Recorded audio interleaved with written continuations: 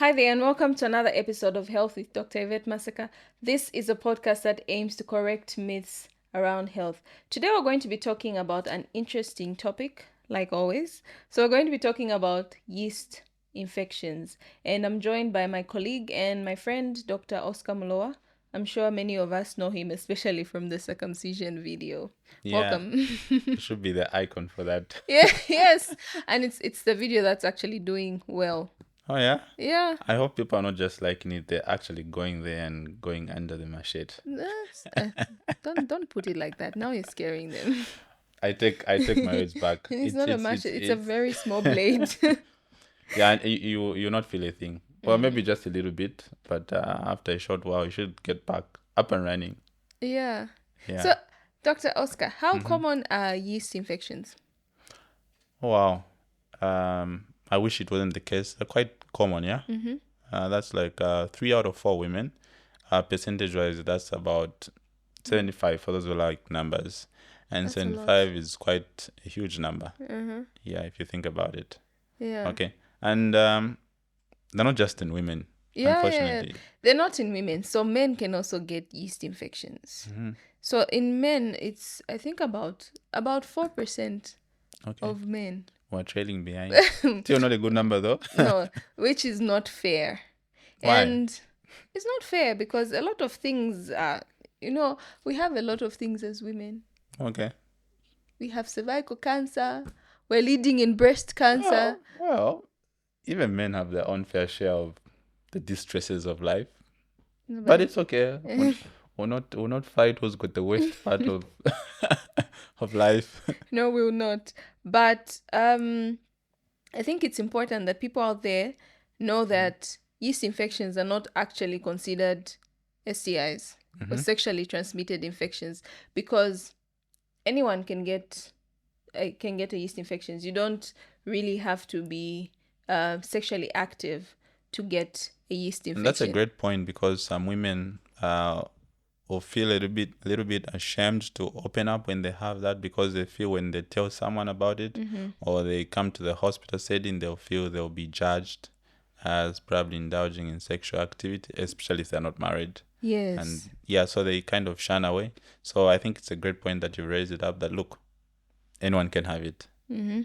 Anyone can have it. Even babies can have it, especially in when they're immunocompromised. For example, if they have malnutrition.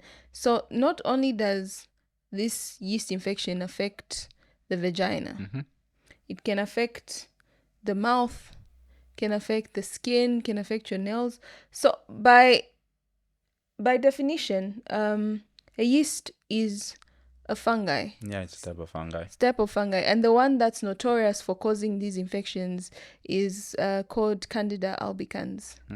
Yeah, that's the species, and it's found everywhere basically. So wherever there's moisture and there's warmth, you're going to find it. Just take, for example, in if you've got a cottage or a house, using cottage for small enclosure, or even a big house, if it's moldy, it's warm, it creates a niche for growth of fungi. Yeah. So same thing happens in our bodies as well. Just like you see it in bathrooms sometimes, that those that are not kept well, you see that fungi starts growing. It's the same thing that happens because there's moisture, there's warmth. So you have this yeast in your intestines, you have it in your penis, especially if you're not circumcised, right there in the foreskin, because it's going to be moist when you sweat, and it's warm, obviously. Men, right there, that's your green sign for you to go and get circumcised, right there. Yes. Don't wait for any other sign. No other sign. So what are some of the symptoms that our women are likely to experience? So some of the things that a woman will experience is that they'll have some itchiness, vaginal itchiness, and I'm particularly talking about vaginal yeast. They'll have soreness on the vaginal area, so it can be inside or it can actually come on the outside. There'll be soreness around the vulvovaginal area. They'll have discharge. Usually it's whitish, yellowish. It looks like cheese. But then We Zambians don't don't. know cheese. I know Zambians don't do a lot of cheese, so No, we don't. maybe not the best example. Yeah. I would say it looks like sour milk. Sour milk, yes. Yeah, Yeah. like sour milk. It's Cadi, they call it Cadi. Yeah, Cadi like, sour milk, yeah. Yeah, so you experience those symptoms. Sometimes sometimes it's almost clear, Yeah. the discharge, yeah, and sometimes it may not even be painless, or you may not even have any discharge. It's asymptomatic. Yeah, like you don't even know that you have Mm-hmm. the pain, which is very it's not a good thing. I think it's better if you have a yeast infections, you actually have the symptoms, because then you know that something is wrong. But if you don't have symptoms, if your discharge is clear, Mm-hmm. you end up infecting someone else, especially if you're not if you're sexually active and you're not using protection. You may end up giving your partner. Mm-hmm. And if you're in a circle of love, Mm-hmm. it will to just keep on going. Keep on, yeah. Your partner will give their partner, and that partner's partner. Mm-hmm. It's a whole endless circle.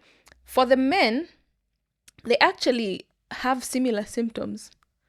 So they'll have redness of the foreskin or of the head of the penis.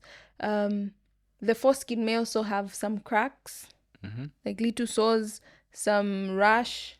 You may notice that your head of the penis has white patches. Yeah. Like the females will have the white discharge, but for you, you're going to notice that you have white patches. Okay. And you notice that you also have painful urination. You may also have a burning sensation during sex, which is the same for females as well. So very similar symptoms. And the other infection that I would like to talk about is the oral yeast infection, or as we call it, The thrush. oral thrush. You can call it oral candidiasis. So for this one, you also have a burning sensation in your mouth. Mm-hmm. You're going to notice that you have white patches. Mm-hmm. Like, when someone is from taking milk, they have like a white layer in their mouth. Yeah. So you notice that if you have oral thrush. And if you try to remove that, you actually notice that you start bleeding when you try to remove the plaques. Yeah, because unlike the milk, which is just stationed on top, it actually, the yeast actually more or less like burrows, in your mucosa. Yeah. Wow. So, what are some of the risk factors? So, top of the list, I should say, is reduced immunity. Yes, and the most common in Zambia is HIV. Yeah, so people that have got that are immunocompromised, like HIV, like you said, people that have got malnutrition. It's quite common in the younger generation, the younger folk, the children. People that have that use antibiotics. Yes. More than necessary. Sometimes it's necessary, but sometimes people have any pain, any flu, cough. They take antibiotics. And the problem is they don't finish the course. Mm-hmm. Like if you're going to start taking antibiotics, please finish the course. You might as well finish the course. I would even add, even before you finish, come to the hospital so that we advise you what to do next. Yeah. Because now they're promoting resistance. Mm-hmm. Because you take antibiotics 1-2 days, that bacteria will learn how to fight that antibiotic. And the next time you come with that infection, that particular antibiotic will not be able to help you because you've promoted resistance.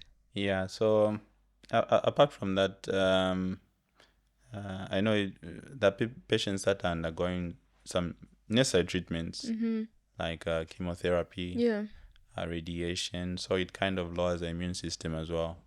So even they are prone or stand the risk of having yeast infections. Yeah. Speaking of those chronic conditions like the cancers, we also have diabetes, which is very notorious for giving patients yeast infections. Now, this is because, of course, diabetes you have an increased blood sugar level, and yeast needs to feed So now that excess sugar in your blood will be food for the yeast. Yeah. So those are some of the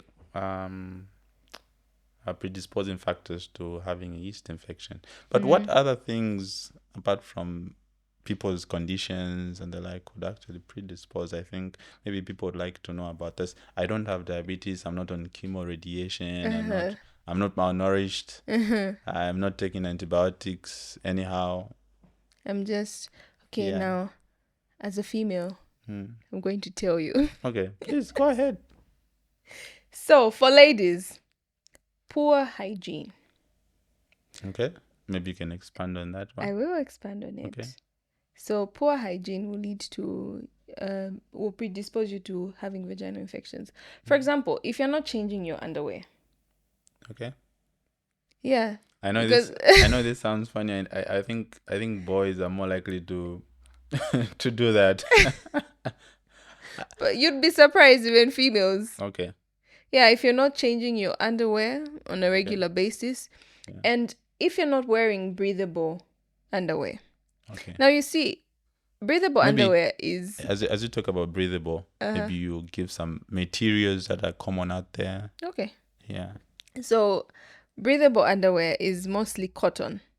Cotton allows air circulation, so you're going to have air there, so it won't be as moist.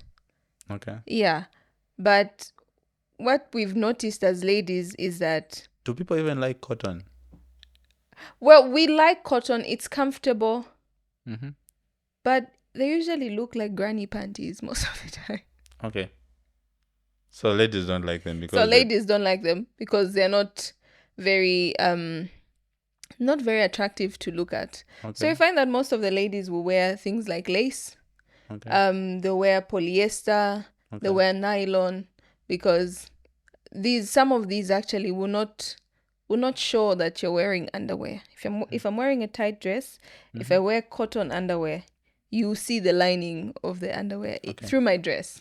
Okay. But for these other materials, you won't be able to see. So people opt to go for the other side. So they join the other camp. Yes. What if you're hit by a car or you collapse in public?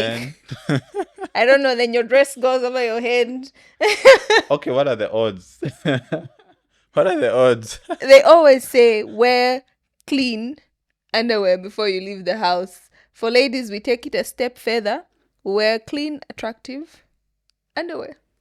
Okay. Wow. Okay, so she's on the camp for the... No, I'm not. I'm just talking on behalf of all the ladies. Oh, yeah. Okay. I'm representing the ladies. Okay, I hear you. Yes. But tight clothing is also a risk factor as well, because tight clothes also help to trap moisture inside as well. Yes, so when you're wearing something tight, you're going to start sweating. Mm-hmm. And as you sweat is of course moisture. Mm-hmm. And by virtue of you sweating, usually those areas are warm. Where we sweat, usually warm. So this fungi will flourish. Okay. Yeah. Then other things that will predispose us ladies to having yeast infections is douching. I call it douching. Yeah. So I call it douching. I don't know. So you guys can tell us the correct pronunciation for this. I call it douching. And this is where you put your fingers in the vagina and you clean out the vagina. So some people use water, some people use herbs, some people just use soap. I've seen a few. Well, not that I've used them, but online people sell them. They are douching. Yeah, not that I've used them. How can you use them though? Oh, okay. Yeah, the instruments. I don't know if I should call them instruments or introducers, so that almost like something that you can squirt some fluid. Oh, okay. Yeah, I don't know how common they are here. I haven't actually seen one, but I know that's commonly used by the gay people. Oh, okay. So to clean out your rectum, you... Oh, okay. Yes, you douche. I'm not sure if women actually use it for... Oh, okay. Yeah, but probably they do.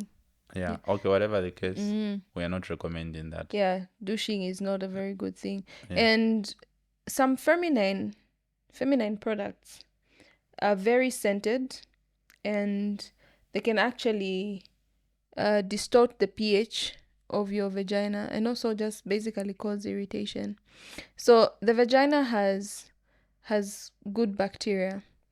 It has lactobacilli. So this lactobacilli produces acid.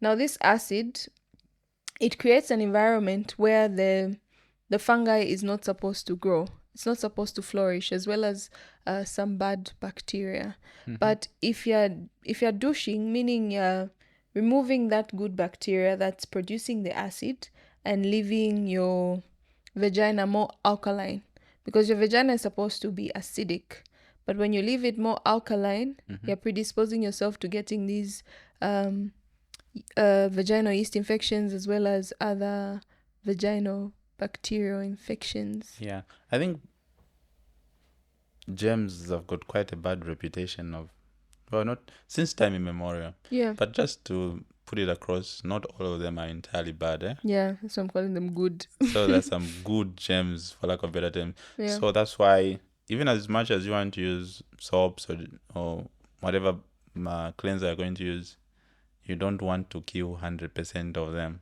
Yeah. Yeah, because they have a role in your body.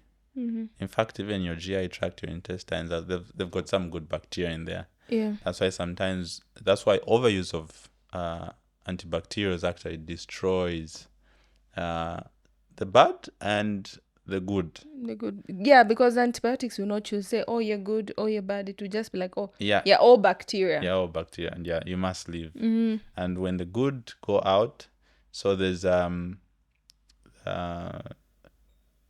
sometimes it tends to be overgrowth, or even of the bad afterwards.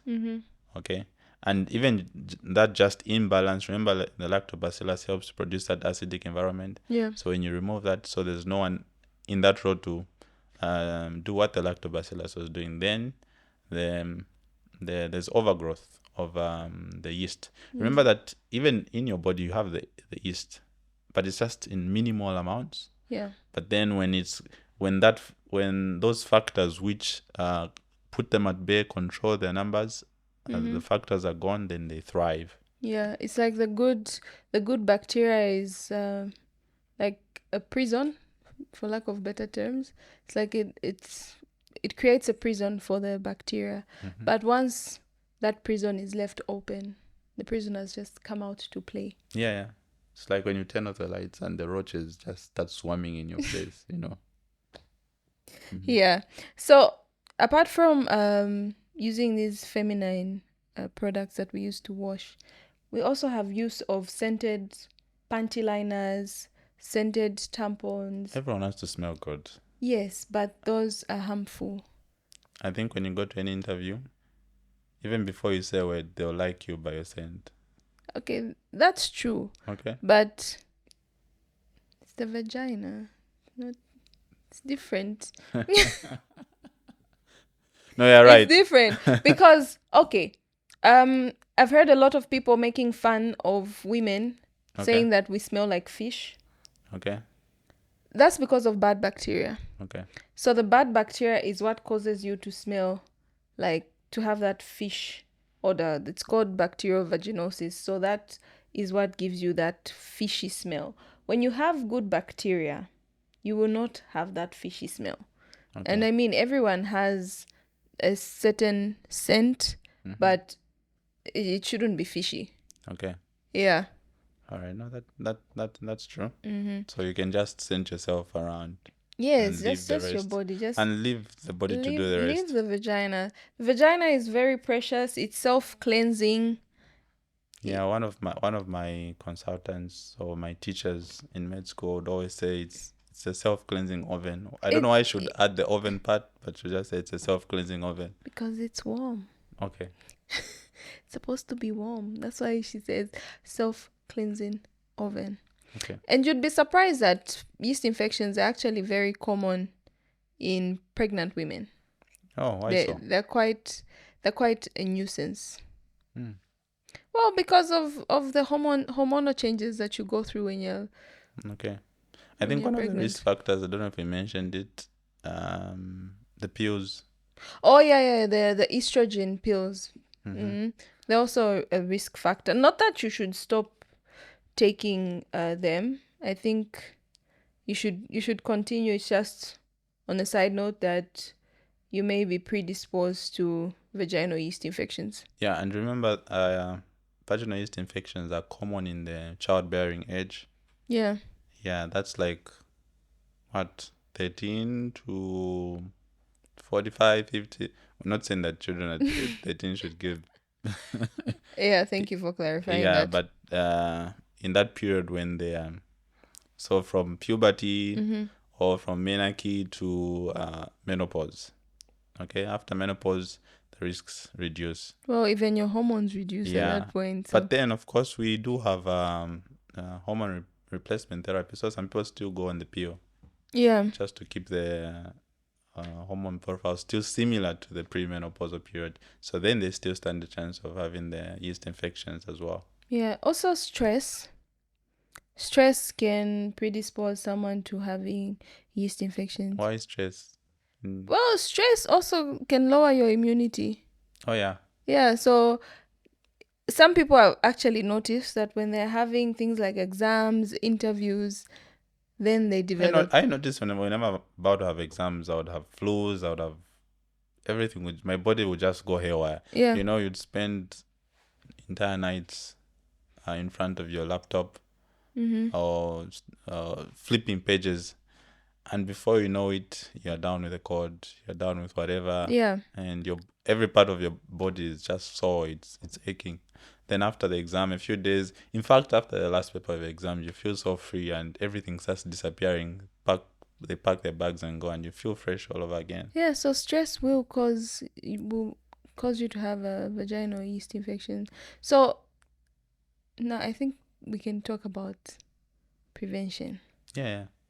I think prevention is better than cure. That's what they say, yeah? Yes, we can talk about how we can prevent. Well, of course, prevention is doing the opposite of what puts you at risk. For example, using protection when having sex. Mm-hmm. Yeah, because a man can get a yeast infection from a woman can get it from a man, and vice versa. Mm-hmm. So use of protection is important, as well as it will protect you from things like HIV, because when you have HIV, your immune system is compromised and you can easily get now all these fungal infections on your skin, the vagina, in your mouth, everywhere. So use of protection is very important. Mm-hmm. I think And of course, like the daily things that people do. So whatever you do, if you decide to go with a non-cotton panties, just make sure there's some bit of air coming in. Your clothes shouldn't be too tight. Just make sure you avoid most of these practices like douching. Yes. I call it douching. I don't know. Douching. Yeah. And even these scented products, these feminine products, some of them, they do promise quite a lot, but even in the promissory notes, they do not add that they predispose you to yeast infections. No, so they just do be not. careful with that. And well, you may not avoid being pregnant because maybe you had a child, but you can't. So just make sure that you heighten your precautionary measures when you're pregnant. Wear your boo-boos if you have what do you call this? The loose things. Loose things. Well, even letting you can let the vagina breathe. Yeah. So you can sleep without underwear if you want to. I know it's become a common practice actually, because ladies really we don't like our the panty lines showing. Okay. So how do we solve that? Don't wear panties. Okay. That's the solution. So it's becoming common almost every day. Yeah. So those are some of the small things that you can do, but they have quite great impacts. You don't want to be in that situation where you are having this discharge, this itchiness, the burning sensation. It's quite disturbing. It's quite disturbing. Yeah, very uncomfortable. And I know most people are uncomfortable visiting the health facility, especially if they view themselves that I'm this person who doesn't go out. I'm not loose. They'll think I'm loose. I go around acquiring such things, which is not the case really. Yeah. And either way, whichever way you acquire it, please come and let us attend to you. Yeah. Yeah. So another way you can prevent is eating dairy products like yogurt, milk. So I've said eating yogurt. There are people. I know I love Yeah, there are people who actually insert yogurt in their vagina. That's the natural yogurt. But studies have shown that there is little to no benefit because the species are different. The one that's found in your vagina and the one that's found in the yogurt are different. But dairy products will help promote the growth of the good bacteria. Yeah. Others do use probiotics, like other probiotics that they take as pills. Yeah. Whether that really helps to that extent. I think it does. It does. Okay. I think You're it hearing does it because from the female form. well, because it's they pack those like the good bacteria in those pills. So when you take, okay, it finds its way to the vagina. okay, and they give a good punch, yeah, a good dose of the but good you see, bacteria. some of these things, you treat the mind. Psychologically, yeah. Yeah, it's like the what do they call it again? Placebo. The placebo effect. Because I know I've done this to get rid of this infection, then I actually start seeing the results. So Yeah, but really, it's a stress reliever. So what you're really doing is loosening down and allowing the stress to disperse. So it actually kind of boosts your outlook, boosting your immunity, what you may say. yeah. Then another practice that people have talked about, that I've read about, is the use of saliva as lubrication during sex.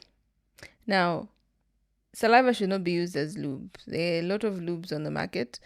So you have a lot of bacteria in the mouth, and you also have the fungi in the mouth. So if you use it as lube, you're actually introducing those bacteria and those fungi into the vagina, which is really not healthy.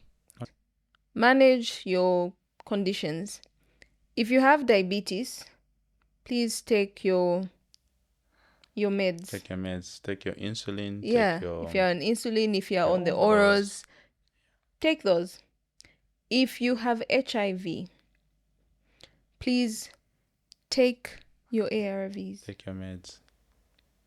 Yeah, because I know most of the people are actually taking just one tablet now.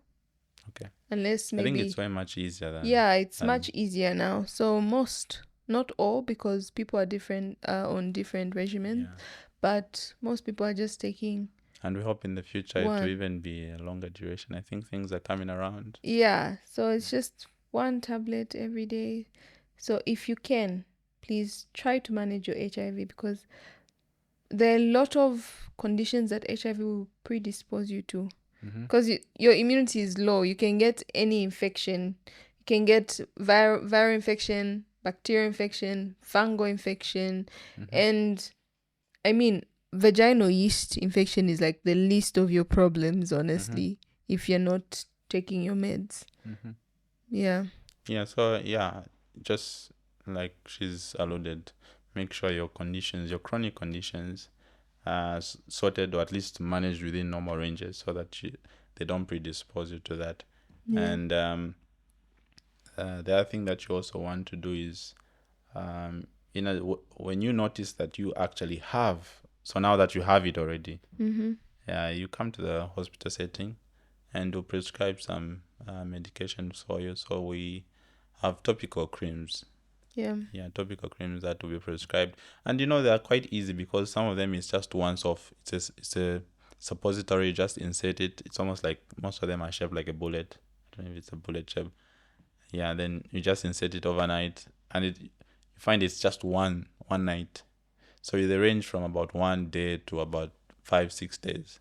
Yeah. Yeah, and you, of course, the first few days, that the first day or two, maybe the itchiness might still be there, or it might slightly go Mm-hmm. up, worsen a bit, but then in no time you'll be back to normal. You'll be up and running. And sometimes if it's a bit stubborn, sometimes we'll have to repeat the treatment, or we'll change to orals. Yeah. Yeah, that will give for a certain duration. There are others that would have to give for a longer duration, probably a month or more, Mm-hmm. because they're a bit stubborn in that sense.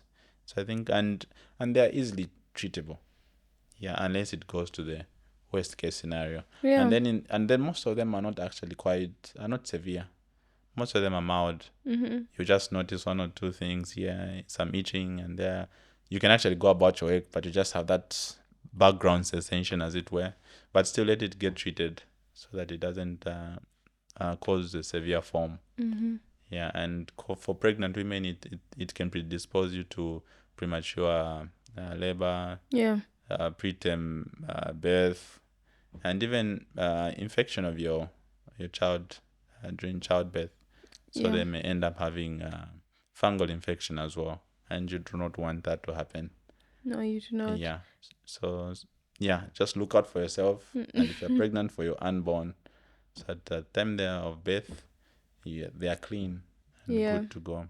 Yeah. I mean, I would feel bad Mm-hmm. if I had my baby and they had a fungal infection. Mm-hmm. So actually, some of that diaper rash actually is actually fungal. Yeah, Yeah. because in a diaper, still moist, still warm, Mm-hmm. so you're able to get that infection. Mm-hmm. Then, the last method of prevention we're going to talk about is circumcision. That goes out to the men. I think we focus more on the Yes, women. men. Yeah, that's for the men. The major thing is I was happy after that podcast we did. A few men reached out to me and said, "Look," one of them made me laugh. Anyway, it's okay. But they said, "Look, someone just whispered in my ear, but man, you have to go and get circumcised." And I was sure it was their counterpart. yeah. Yeah, like, oh, okay, so word is going around. But usually, actually for the married folk, it's usually the lady who initiates. Vantwani Which kanitamu is ayako, good. you know? Yeah. And so sometimes the women, you can nudge your husband and tell him, no, you don't want to try this out. Yeah, in a respectable, just find a niche around him. Do something nice for him if he's being stubborn. Make a trade-off. Yeah. Yeah. Tit for tat. Because remember that circumcision is protecting you against some other things like HPV infections and all those funny infections. But anyway, today is about yeast infection. So circumcision will help you prevent yeast infection, as well as, guys, just wash it properly. Like if you have a foreskin, make sure you retract the foreskin, you clean to prevent fungal infections.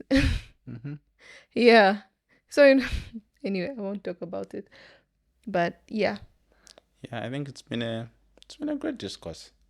I know people have questions and all, and Yeah. I hope we've tried to tackle some of the things that are out there in the communities, so that when they recognize them, they can be able to seek medical attention. Yeah. Yeah.